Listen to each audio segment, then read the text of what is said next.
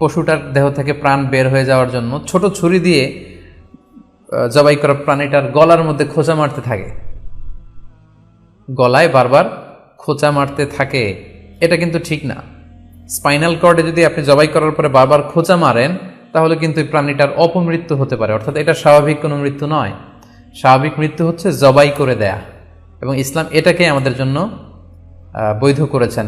আমরা জানি যে পাশ্চাত্যে গরুর মাথায় বুলেট মারা হয়, অথবা ইলেকট্রিক্যাল শক দিয়ে ওটাকে হত্যা করা হয়, অথবা ভারী কোনো লোহার হাতুড়ি দিয়ে গরুর মাথায় আঘাত করে সেটাকে মারা হয়। কিন্তু ইসলাম এগুলোকে নিষেধ করেছে। ইসলামের বিধান হচ্ছে স্লটারিং করা, আপনি জবাই করে দিবেন।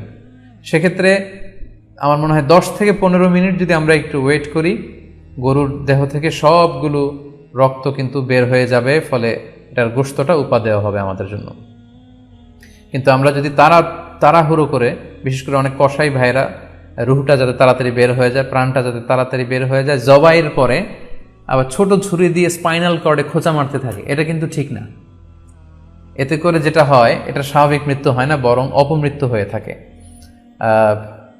আমরা যখন কুরবানি করি তখন প্রাণীটার শ্বাসনালী এবং কণ্ঠনালী কেটে যায়, এবং তারপরে রক্তনালী, যেটাকে ইংরেজিতে বলে জুগুলার ভেইন, এই জুগুলার ভেইনটা যখন কেটে যায় তখন কিন্তু প্রাণীটা আর ব্যথা পায় না। গবেষণায় দেখা গিয়েছে যে যদিও আমরা দেখি যে প্রাণীটা খুব ছটফট করে, লাফালাফি করে, কিন্তু আসলে সে ব্যথা পায় না। জুগুলার ভেইন যখন কেটে ফেলে তখন ব্রেইন তাকে স্পাইনাল কর্ডের মাধ্যমে হার্টে সিগন্যাল দেয় আরও বেশি পাম্প করার জন্য, আরও বেশি রক্ত পাঠানোর জন্য।